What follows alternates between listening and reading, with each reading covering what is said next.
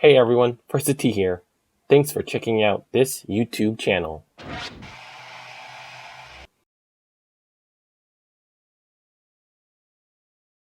Congratulations, Max Homa, on winning 2021's The Genesis Invitational. Here's his post-win virtual press conference interview.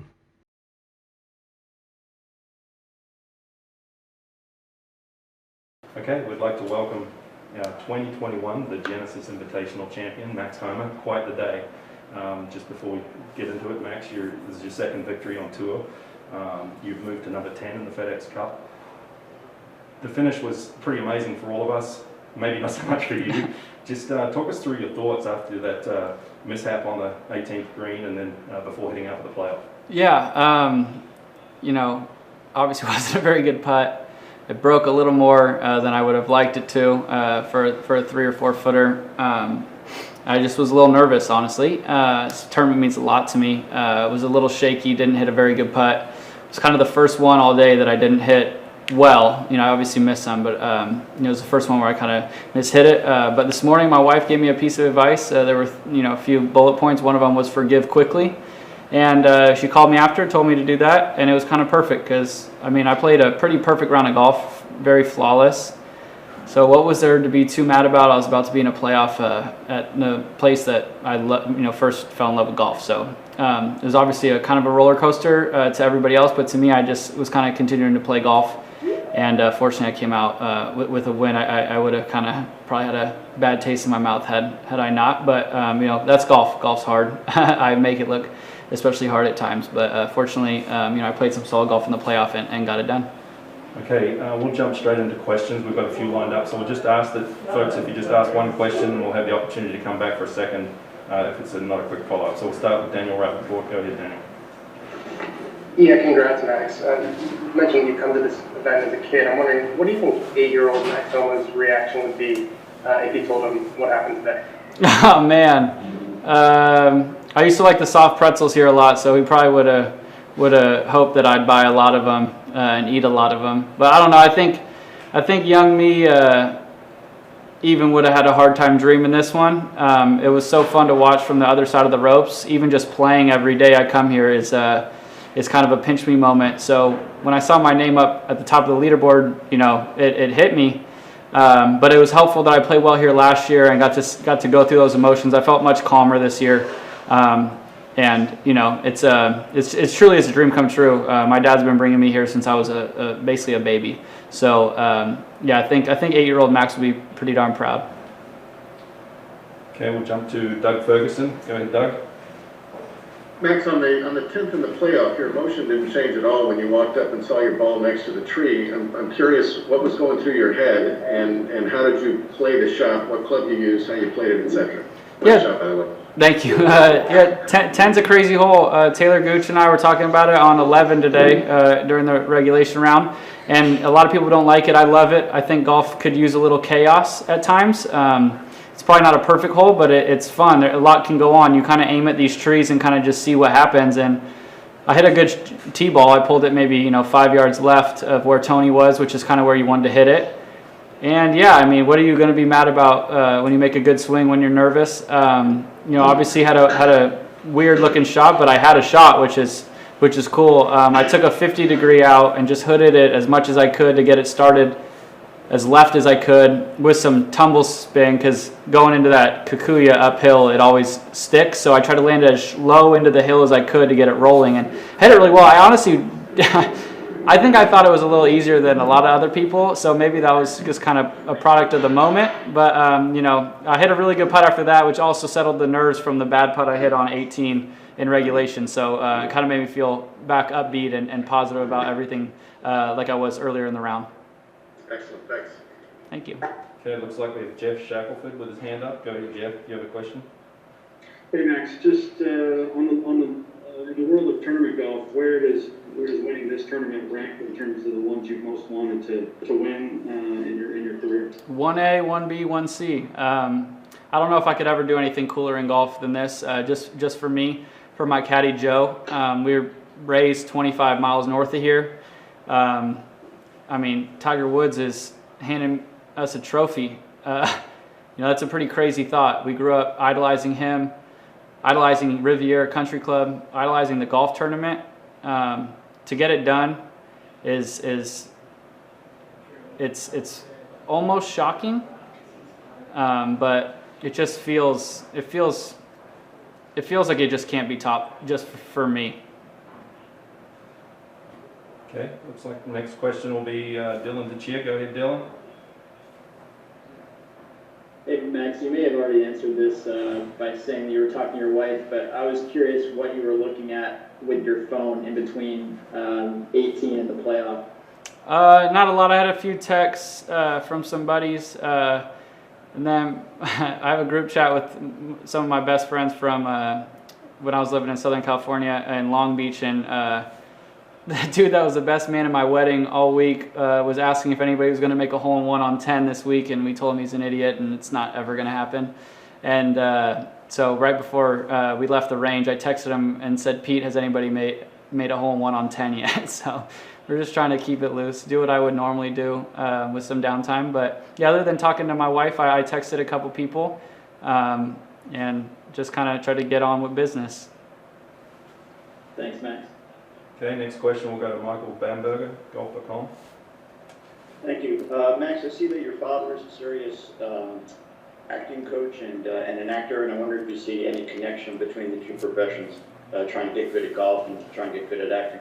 I don't think there's very many parallels, but being able to be raised by a man who teaches is always good and helpful, I feel like, for a kid.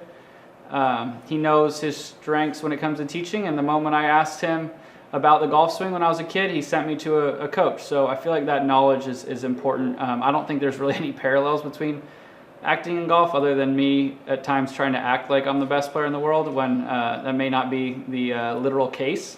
But other than that, I just feel like it was just being raised by somebody who can teach and can understand a child's or a kid, young adult's growth into something that they want to be great at. Thanks a lot. Okay, next question will go to Rex Hoggett from Golf Channel. Go ahead, Rex. Congratulations, Max.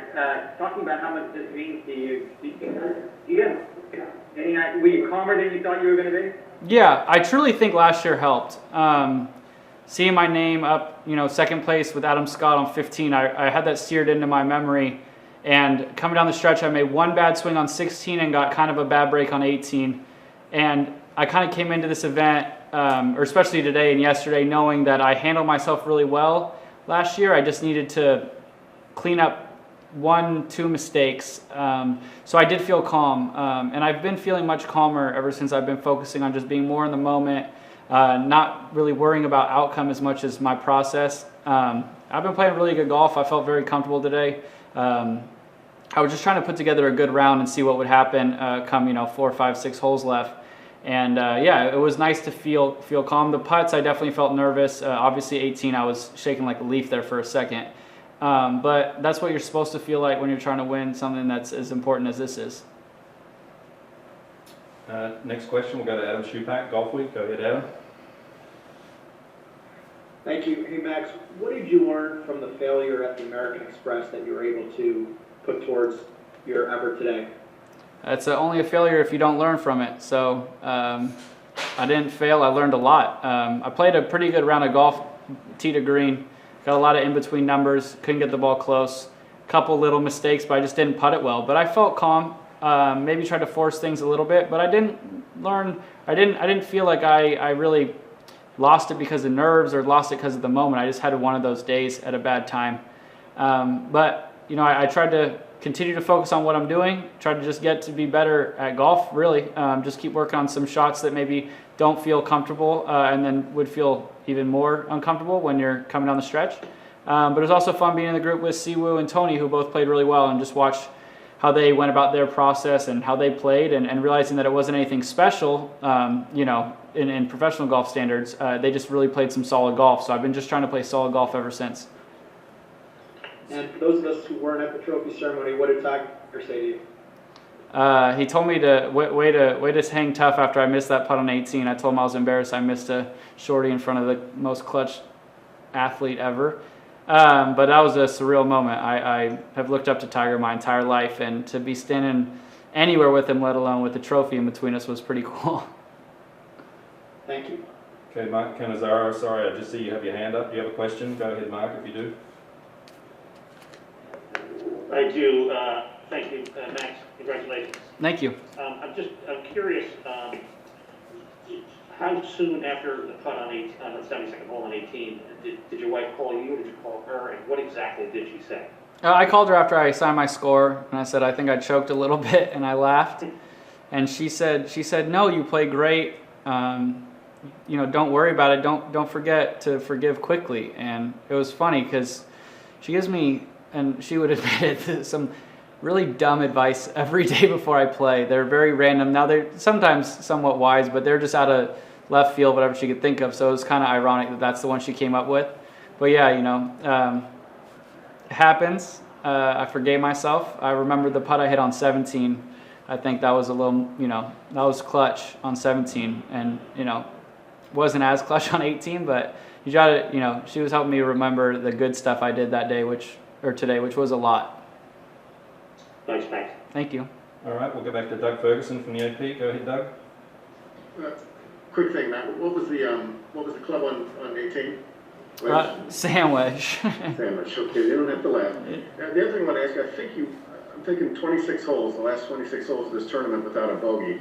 In terms of the quality of your play, as you're going along, not that you're keeping track of that, but how much confidence does that give you as you get to the finish line? Oh, I knew I didn't have any bogeys, and I was proud of that. Fred Couples, oddly enough, has been texting me, especially throughout this week, and he told me on Thursday or Friday that solid rounds or solid golf wins at Riviera, and just keep playing solid. And I've been thinking about that ever since, and especially on a day like today. It's really difficult this morning when we came back out. Made 2 great putts to start, kind of settle my nerves, and I just was trying to be as solid as I could. My coach and caddy Joe have been, we've had a mantra this week, position over perfection. So we're just trying to leave it in the best spot all week. And, I thought we did a really good job of that this week. Are you happy to be going back to Augusta with just at least the little fans this time? Yes. I don't know if anyone's ever said no to that. I cannot wait to get back to Augusta. Thank you.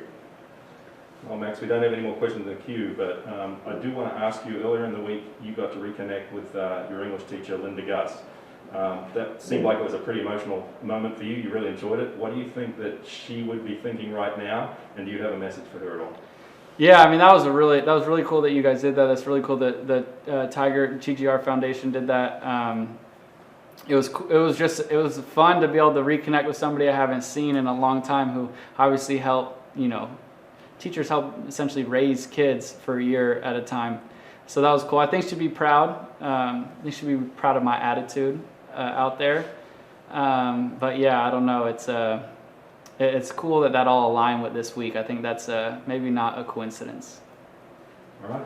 We appreciate it, and thanks again for your time, and congratulations on being the champion this year. Yeah, thank you guys.